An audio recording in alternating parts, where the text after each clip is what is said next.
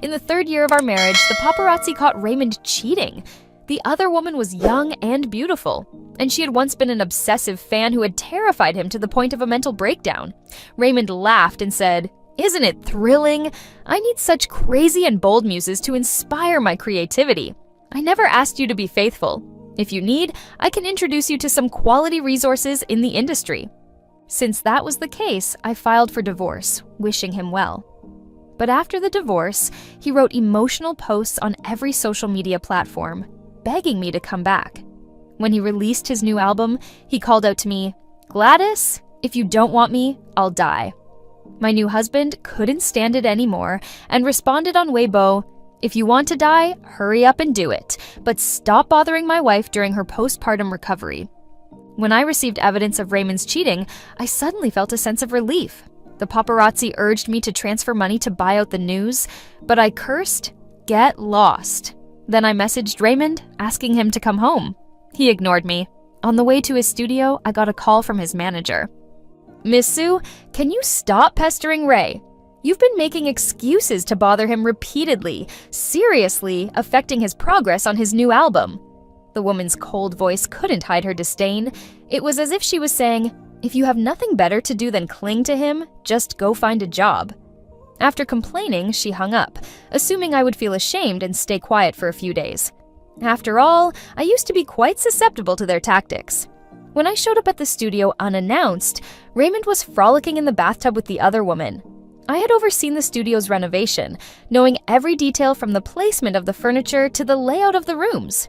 Due to his work requirements, the entire studio used top-notch soundproofing materials. As soon as I walked in, the intimate sounds of the two of them assaulted my ears like a curse. It was obvious how hard they were going at it. When I opened the bathroom door, they were barely covered, relying on the bubbles to hide themselves. "Ugh!" The woman screamed and hid in Raymond's arms. In her excitement, the bubbles slipped away, revealing the marks of his affection on her back. "Get out!" Raymond was much calmer than she was. The affectionate peach blossom eyes flicked up, and in the instant they met mine, the violence turned to confusion. "What are you doing here?" I gripped the doorframe tightly. "I'll give you 5 minutes. I'll be waiting on the couch outside." Raymond cleaned up and sat across from me, wrapped in a towel. He preemptively said, "Baby, your presence here really disappoints me. Go home immediately and I can pretend none of this happened." His tone of grievance and complaint made me somewhat dazed. I even doubted myself for a second. Perhaps the one caught red-handed cheating outside was actually me. After coming to my senses, I gritted my teeth. "Raymond, is the material for your bulletproof vest taken from the thickness of your face? Sis, if you want to hit or scold, come at me. It's all my fault for taking advantage of the situation and seducing Brother Fu." Cecilia Ruin ran over and stood in front of Raymond. She wore a silk shirt that barely covered her thighs, leaving nothing of her figure or the marks of her struggles with desire hidden. "After you hit and scold me, you can't bully Brother Fu anymore, okay? He's been working day and night on his new album and is exhausted. I just wanted to help him relax a little." "It seems I came at a bad time, interrupting your method of relaxation and pipeline clearing. After mocking them, I wanted to take out the divorce papers. But then I heard Raymond's nonchalant voice. "I need her for my new album, and I've never asked you to remain chaste for me. If you're feeling needy, I can introduce you to some top-tier resources in the circle. Let's compromise. Don't make a fuss. I'll come home tonight to be with you, okay?" His practiced tone, like a seasoned gigolo, once again triggered my blood pressure. Suppressing my anger, I growled, "You must be insane. Have you forgotten how she made you hide abroad, cowering like a lapdog a few years ago?" Cecilia's face turned pale instantly. "That was when I was young and ignorant. I've changed. Brother Ray has forgiven me, so why can't you let it go?" After shouting at me, she quickly turned to look at Raymond's expression, nervously grabbing his hand. The man wrapped his large hand around her, pulling her into his embrace. A deep smile appeared on his face, which had driven countless people crazy. "Isn't it exciting? She's my muse now. I can't live without her." "I kept my interactions with her a secret from you because I knew you couldn't handle it, but you've disappointed my good intentions." With Raymond backing her up, Cecilia also raised a triumphant smile. She looked at me with a provocative and smug gaze. I smiled and stared at Raymond's calm face. Saying I wasn't disappointed would be a lie. He could forget, but I couldn't. 7 years ago, Raymond entered the public eye with a simple singing video. His unique voice and outstanding appearance gave him a smooth path in the music industry. After gaining popularity, he signed with major companies, released albums, and held personal concerts. While gaining countless loyal fans, a group of extreme and fanatical followers also emerged. Cecilia was the leader among them. She led efforts to find out Raymond's private schedule, followed his car, intercepted his mail and deliveries. She even climbed up several floors to sneak into his hotel room and install cameras. She hid under his bed, waiting to hug him when he fell asleep. She mixed her saliva and blood into his food and drink. After Raymond found out, he didn't dare to sleep with his eyes closed for a long time. He developed severe psychological trauma and was forced to stop all work. I accompanied him abroad for secret treatment. I paid the compensation for breaching contracts, as well as all living and medical expenses, out of my own pocket. It took him half a year to come out of the abyss. Now, he willingly jumps back in, seeking so-called excitement. Raymond, let's get a divorce. From now on, you won't have to live this humiliating life anymore. You are not calm right now, and I won't take such angry words seriously. Go home and wait for me. Raymond scolded coldly, hugging Cecilia as he slammed the door and left. I stared at the door for a long time, so long that my phone kept ringing before I looked down. Big teardrops fell on the back of my hand, burning me as I wiped them away on my clothes with force. I stopped this self-destructive behavior only when I rubbed my skin raw. Raymond and Cecilia were photographed by paparazzi as soon as they stepped out. The studio's mailbox, which I managed, was flooded with blackmail messages. I ignored them all. The paparazzi then sent the photos to Raymond's rivals.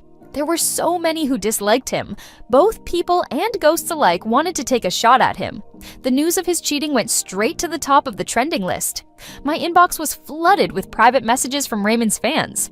Amid countless insults and curses, I picked a few familiar, loyal fans to reply to. Fan message: what is the studio doing? How can you not clarify all this filth being thrown at my brother? Stupid studio, a bunch of useless trash. My reply: how can you clarify when it's true? Fan message: everyone knows my brother is a pure love warrior. He wasn't even angry when Gladys forced him to marry. Now these accounts are spreading rumors about him playing around. Where is your studio? My reply: it's true, no need for rumors. Fan message: a bunch of dirty words. My reply: your curses bounce back to you. When Raymond's career was just starting, his fans didn't harbor such malice towards me, until at his birthday party, a fan asked when we would get married. He paused for a moment, then gave a bitter smile and said, soon. The complex expression and subtle answer left them with endless room for imagination. Many rumors emerged, saying I was forcing him to marry me out of gratitude, preventing Raymond from interacting with other women and causing him to miss many opportunities. Young fans with limited ability to distinguish right from wrong believed these rumors. All the fans felt sorry for Raymond and were more willing to spend money on him, vote for him, and support him more strongly. Rumors spread, and truth or falsity no longer seemed to matter. Raymond once considered clarifying, but his manager said, a little fan abuse can strengthen fan loyalty. Isn't Miss Sue deeply devoted to you? Enduring some online curses won't hurt. He hesitated, struggled, and finally shook his head at me with difficulty, acquiescing to the studio's deliberate marketing. In the end, he successfully deceived himself, unable to distinguish reality from lies. I was heartbroken for a long time. But after his nationwide tour, he proposed to me. A grand proposal ceremony, a dazzling pigeon egg diamond ring, and him like a prince. Everything felt like a dream. I once thought his efforts were out of love. Later, I realized it was just to silence others. But at that time, I was so excited I couldn't sleep. I boasted to my unsupportive elders at home, telling skeptical friends that I had found true love. But late at night, I heard him complaining in a voice message to someone, "Do I dare not marry her? She's the little princess of a powerful family in Beijing. Her family would tear me apart. My image as a devoted husband would collapse, and how many fans would I lose? At worst, we can each play our own game after marriage. Her parents do the same, don't they? I believe she can understand." His lowered voice was cold and mocking. He wasn't even facing away from me while talking. His breath while speaking sprayed on my neck.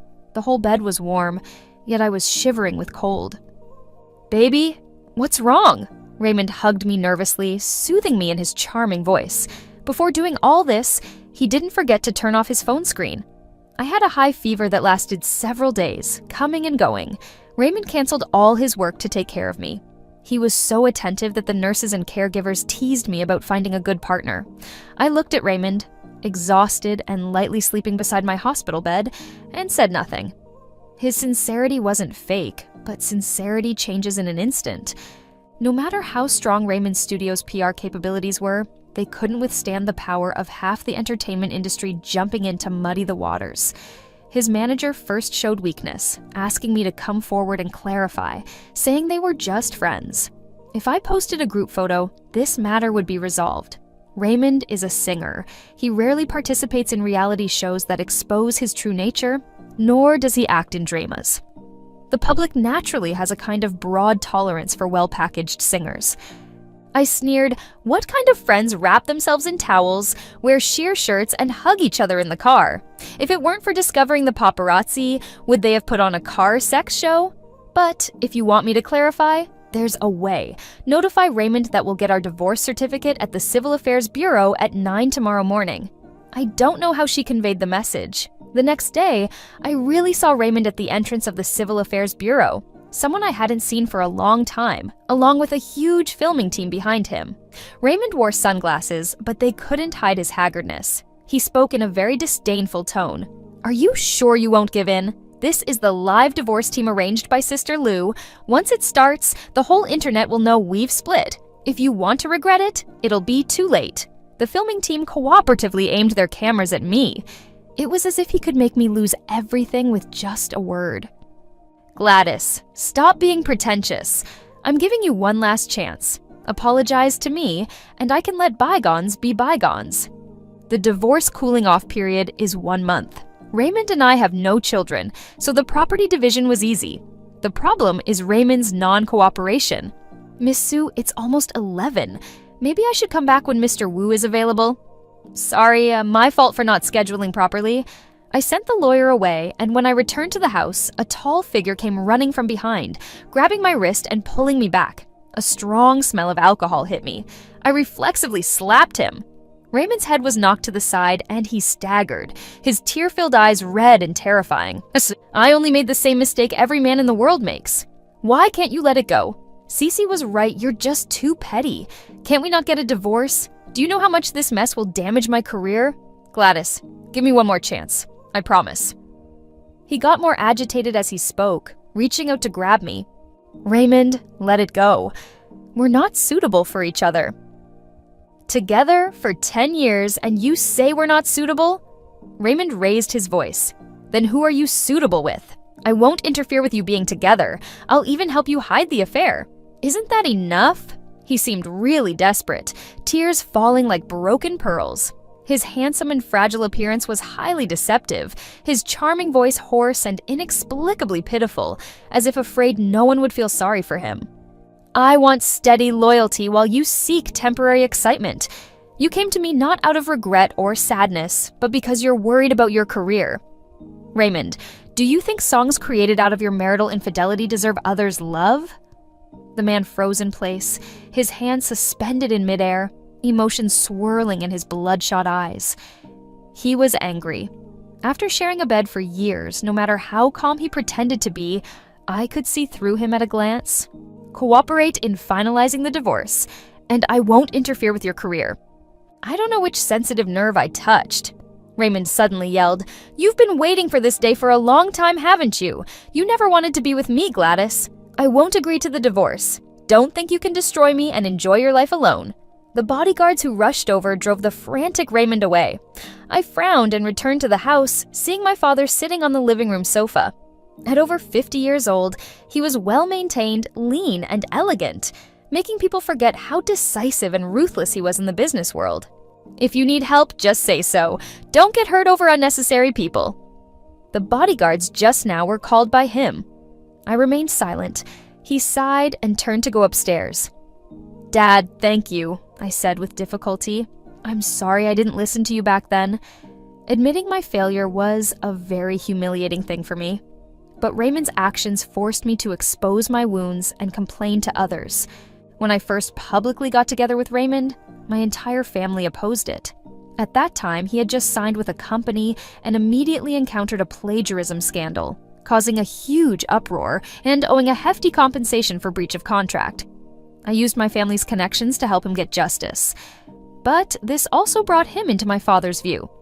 My father asked me to bring Raymond to have a meal together. The location was a star-rated hotel, and Raymond's face didn't look good even before entering the door. As soon as the private room door opened, my father looked him over for 2 seconds without a hint of gentlemanly manners and opened his cigarette case. Raymond hurried forward to light it for him, but my father avoided it. "Dad," I pulled Raymond behind me protectively, saying, "He's my man." My father puffed out smoke. "It's fine to play around, but marriage is out of the question.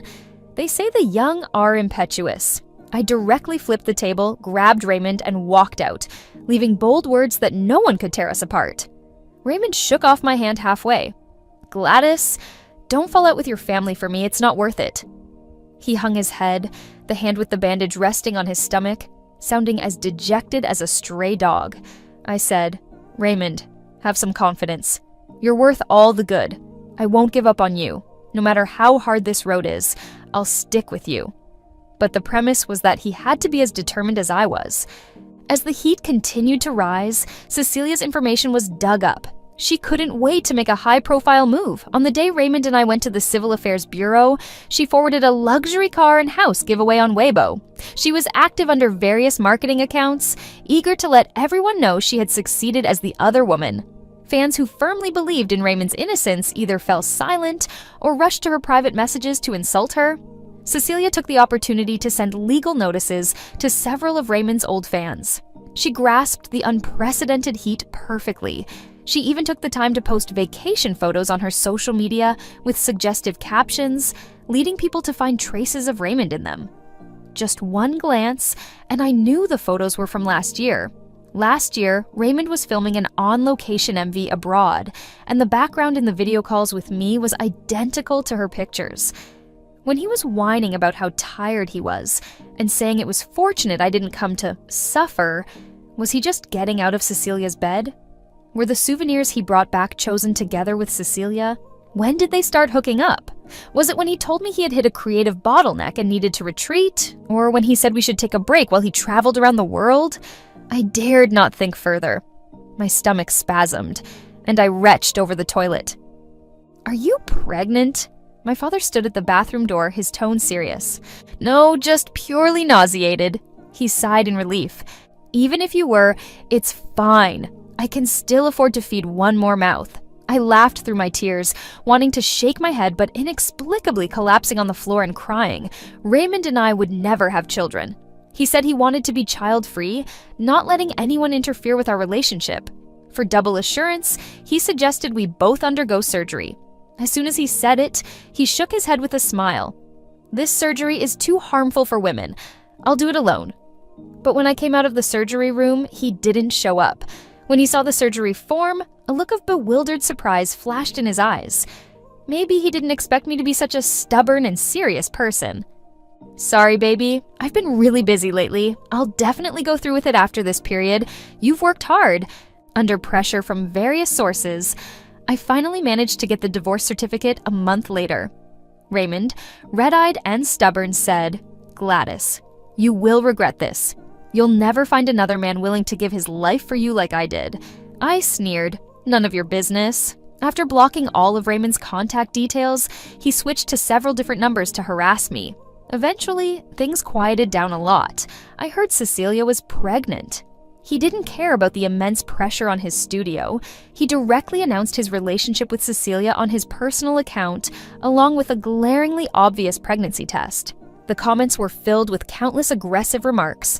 Raymond seemed to have completely lost it, personally responding to and arguing with fans who insulted Cecilia. His blatant partiality completely ignited the fans' anger, and they began to boycott him collectively. Meanwhile, I set out to fulfill the dreams I had previously neglected, traveling across the country with my camera. I took abundant photos of landscapes and portraits, and even reopened an account I hadn't touched in a long time to share my photography work. The account didn't have much traffic initially, and it took a long time for posts to start getting noticed. Old fans recognized me. "Grandma, the blogger you followed has started updating again. So I never thought I'd see new updates from Gladys in this lifetime." I remember Gladys was Raymond's diehard fan, right? She got famous photographing Raymond. So what do you think now that your idol has fallen? Upstairs, your memory is mixed up. Gladys was photographing first, and then people got to know Raymond. Doesn't everyone know Raymond rose to fame by feeding off our Gladys? I scrolled through the comments feeling surprisingly calm. The first time I met Raymond was at a cultural performance. A clean-cut boy in a white shirt and black trousers, playing guitar and singing love songs, the spotlight solely on him, creating an unbeatable atmosphere. He looked good, but I had photographed many handsome men and beautiful women in school, so I didn't feel particularly drawn to him, until one night, when I was being followed, he rushed out to confront the assailant. By the time I called the police, he was lying on the ground, stabbed multiple times and barely breathing. The doctor said his hand would never do delicate work again. He gave up the guitar and chose to compose and sing his own songs. The band he joined performed at an underground bar. When I went, the place was buzzing, the rock music making everyone's blood boil, with countless young men and women shouting the band's name excitedly. In the end, though, they sang a gentle, melodious love song. 6 months later, I returned to Beijing. But it wasn't the family driver who picked me up. It was a young, handsome man. Tall, long-legged, broad-shouldered, and narrow-waisted, with a steady, gentle gaze and a gentlemanly manner of speaking. It was obvious he was sent by my father for a matchmaking session. If it had been before, I might have chatted with him a bit. After experiencing Raymond, I had a defensive and aggressive stance towards men. But on this trip, we didn't talk much, and it wasn't awkward. "What do you think of him?" As soon as my father came home that night, he eagerly asked about the situation. I frowned and waved my hand. "I'm not taking on students." He glared at me angrily. "If you can't see someone like him, why were you so obsessed with that kind of person before?" I didn't know how to respond, so I chose to go back to my room to catch up on sleep. Half asleep, the phone ringing woke me up. When I answered, it was Raymond's voice. "Baby, you're back, right?" I've reflected a lot over the past 6 months and really know I was wrong. I don't need that kind of instant, useless excitement. I really can't live without you. His voice was hoarse, and I could hear suppressed sobbing. The whole atmosphere damp and sticky like unpleasant weather. It made me feel repulsed. I slowly sat up. 6 months ago, hearing his voice would have made me nauseous. So much so that I couldn't stay in Beijing. Now I could ask very coldly and indifferently, "Mr. Wu, did you think I was planning to start a photography studio and wanted me to film your second divorce?" The line went silent for a moment. "Baby, I'm downstairs at your place." As his voice fell, my window was illuminated by a strong light. Through the thick curtains, I could only see a white glow. I instinctively hung up the phone and added his number to the blacklist. Why did he think anyone would wait for him forever? Raymond was back on the trending searches again. This time, he had been rushed to the hospital by a good Samaritan after attempting to slit his wrists. Cecilia, interviewed by reporters in the hospital room, cried hysterically, "I really wish some people would mind their own business and stop disturbing our family." That one sentence was extremely damaging. Numerous marketing accounts sprang up like mushrooms after rain, once again tying me and Raymond together. They detailed how I restricted Raymond's freedom when he debuted and forced him into marriage. They fabricated stories about my chaotic private life before being with Raymond, causing infertility, and claimed that Raymond had scheduled a vasectomy at a private hospital for me. Even Cecilia's miscarriage was blamed on me, alleging that I visited a meow village to cast a spell on her. It was so absurd that I couldn't help but laugh. Since they liked dragging me into their drama, I wouldn't disappoint them. I registered a Weibo account and pinned the news about my photography studio's opening. Most of Raymond's diehard fans had left. Those remaining had limited fighting power. I deleted a few comments trying to stir up trouble, and the frustrated trolls flooded my private messages with insults. I set my account to only allow comments from followers of over 7 days, leading to a surge in reposts. Soon, the studio received a large order. I took the team there, only to find it was someone I knew. The elite man introduced by my father, Brandon Tong, wanted to take promotional photos for his company. The work was easy and simple, and afterward he treated the entire team to a meal. With the drinks flowing, some people started to relax, and the atmosphere in the private room became lively. Midway through the meal, the door to the private room opened. A familiar, brisk female voice rang out. "I didn't expect it to be President Tong. It's an honor to meet you all." The feigned enthusiastic greeting suddenly stopped, and as the atmosphere became tense, I looked up to see two familiar faces, Raymond and his manager. Raymond, already pale, turned even whiter upon seeing me, his eyes instantly reddening as he quickly walked out, gripping a wine glass. His manager wanted to chase after him, but hesitated. Turning around, she faced Brandon's amused yet disdainful expression and apologized submissively. She signaled several times with her eyes for me to speak up, but I ignored her. My intentions about endorsements should have been conveyed by my team. Our company will not employ artists with a tarnished reputation. Please respect our decision. Brandon's words left the manager with no choice but to back down despite her thick skin. As the meal was ending, I excused myself to the restroom, taking a detour to the front desk to settle the bill. There, I saw Raymond and Cecilia arguing not far away. Standing too close, I turned slightly to avoid direct confrontation as I made my way to the front desk. But their conversation seemed to grow wings, drilling into my ears. "Are you stupid? You said you were coming out to discuss business, but it was just to meet that whore. When my family is in trouble, you just want to leave and eat your words. Dream on. Even if I die, I'm taking you with me." Cecilia's voice was hysterical, as if she had suffered a great grievance. Raymond sounded exhausted. "I'm already very tired with work every day. Why can't you be more understanding like Gladys? She never made things difficult for me." "Shut up. What is she compared to me?" The two started fighting in the lobby, and even several bodyguards couldn't stop them. I kept my back to the lobby, intending to leave when I saw Brandon approaching. A look of surprise crossed his eyes. "I said I would treat, so why are you—" "Gladys, did you come out specifically to see me?" Brandon's words were interrupted by a voice filled with extreme joy. I ignored it, calmly walking towards Brandon and taking his arm. "We have plenty of time. How about you treat me to a meal next time?" Raymond shouted heart-wrenchingly, but I turned a deaf ear and walked with Brandon down the corridor. I didn't need to say anything. Cecilia and the lobby bodyguards would hold him back. Once I no longer felt his piercing gaze on my back, I immediately let go of Brandon's arm. "Sorry, there was a troublesome mad dog just now. I had to use you." Consider today's meal my apology. As for the next time I mentioned, he should understand that it was just a polite remark. "Miss Sue, don't you want to get rid of the mad dog for good? I have a permanent solution."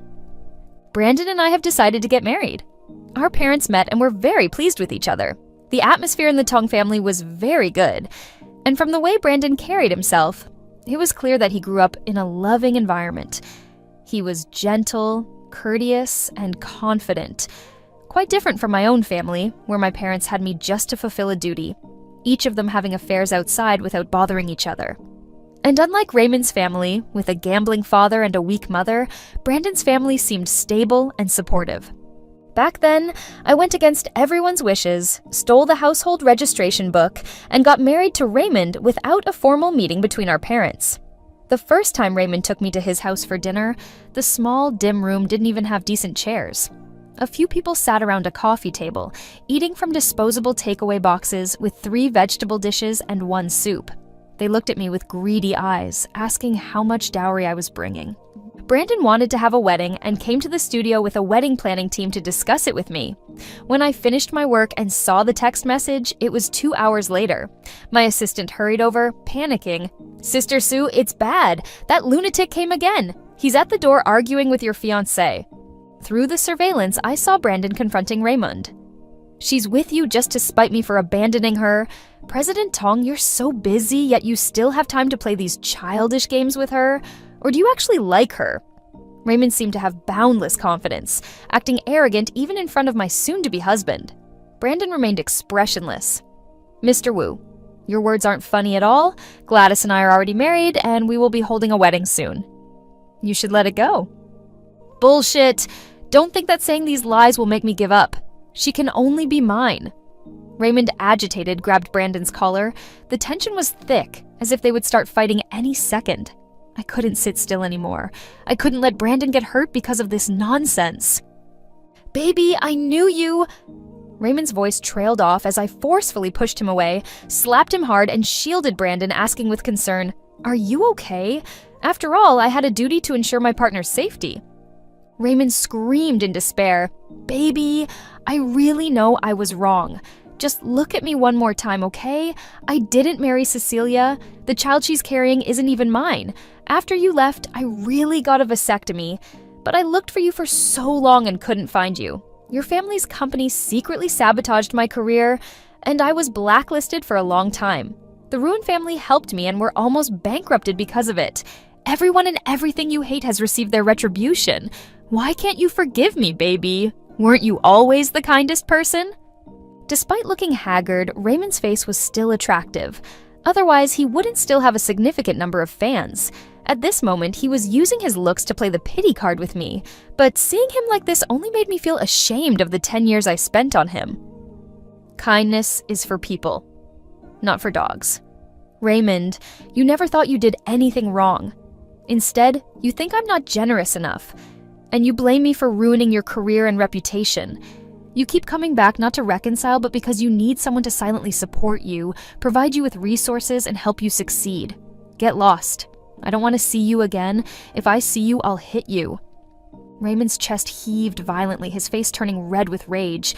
He gritted his teeth. "Gladys, you finally revealed your true thoughts. You never respected me. In your eyes, I've always been a freeloader, and now that you're moving up, you kick me aside. I'll show you with my actions just how much I love you." I clenched my fists, wishing I could punch him to death. Just wait! The studio put up a sign that dogs and Raymond were not allowed entry. Unbeknownst to me, Brandon also took action against Raymond. The next news I received about Raymond was again trending on social media. He posted a lengthy message revealing Cecilia's past harassment of various idols and artists when she was a Sasang fan, the Ruin family's tax evasion, and at the end, he expressed his desire for me to return to him. "Baby, I'll get rid of my bad habits during creation. As long as you're by my side to supervise, I can regain my former glory." Brandon casually posted a vlog of our wedding on the official account. In it, we exchanged rings and kissed in front of countless friends and family. After that, he became a decisive figure in the business world, and I expanded the photography studio, receiving numerous collaboration invitations and gradually building a reputation in the industry. When people mentioned me, they no longer referred to me as the disgraced wife, but as a recognized and respected professional. It wasn't until I fainted that I realized I was pregnant. Luckily, this shoot wasn't tightly scheduled. After learning the news, I slept peacefully and planned to inform my family upon returning home. I didn't expect to wake up and see Brandon. His usually neat hair was slightly disheveled, and his gentle, handsome face looked non-threatening as he leaned against a chair, staring blankly at the IV bag. His body was here, but his soul wasn't. Seeing him like this, I couldn't help but smile. He woke up instantly. "You're awake? Are you feeling any discomfort? I'll go get the doctor." I kept my eyes on him, not missing the flash of panic on his face. I quickly used my free hand to press him down. Brandon, afraid of hitting the IV tube, remained stiff and looked at me uneasily. His lips moved, but he hesitated to speak. "Why are you here?" "When you fainted, your assistant messaged me." "Why are you trembling? Did the doctor tell you I have a terminal illness?" "No, but..." He pursed his lips, his eyes welling up. "Can we keep this child? I'll balance work and family, be there for them, provide the best conditions, and give them all the love." I was puzzled. When did I say I didn't want the child? Seeing him like this was rare. I secretly turned on my phone's recording function. After crying, Brandon was very aggrieved, saying he knew about my past vasectomy, thinking I didn't like children, so he was very careful. Upon hearing the pregnancy news from the doctor, he was both happy and worried. I didn't tell him about the fainting incident or the pregnancy after waking up. He thought I planned to secretly abort the child. This seemingly smart fool. Upon hearing the good news, my mother-in-law quickly booked a postpartum care center and a maternity nurse. For the first 3 months, I stayed home to rest as the pregnancy was unstable. Suddenly, my assistant called, "Sister, check the trending searches. That Mad Dog Fu is using you for clout again." Her voice was filled with excitement. The homepage was filled with news of Raymond's return with a new album. An official account's interview video was widely shared, commented on, and liked. At the end of the video, Raymond pleaded, "I've really changed. If you don't want me, I'll die." At the time, he was under pressure from many sides, and his studio couldn't secure resources. After struggling for over half a year, they finally decided to dissolve. In the end, it was rumored that he went abroad to restart his career. I didn't expect him to come back to try to grab a share of the pie.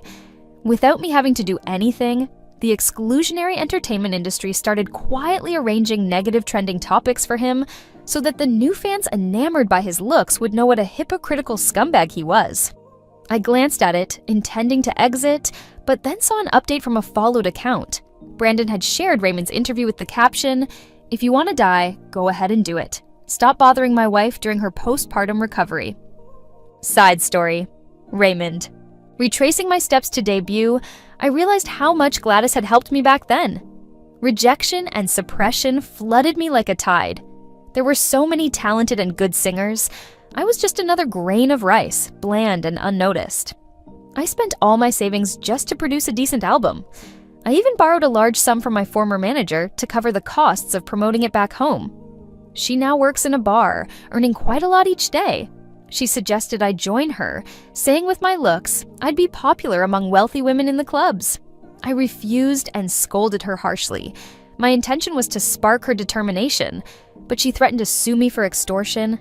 She couldn't see my potential. She didn't know I would rise to the top again, and I would use sacks of money to hit her face. But the path back home seemed harder.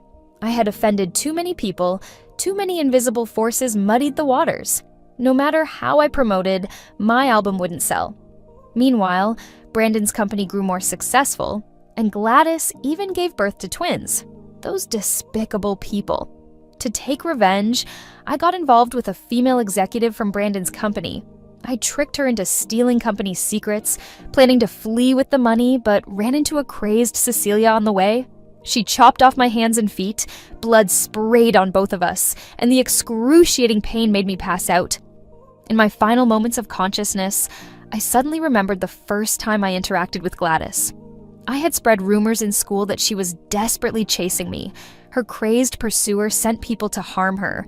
I happened to witness the attackers. Initially, I wanted to run, but seeing her dressed in designer clothes, I chose to rush in and save her. At the time, I thought, luckily it was my right hand that got injured since I was left-handed.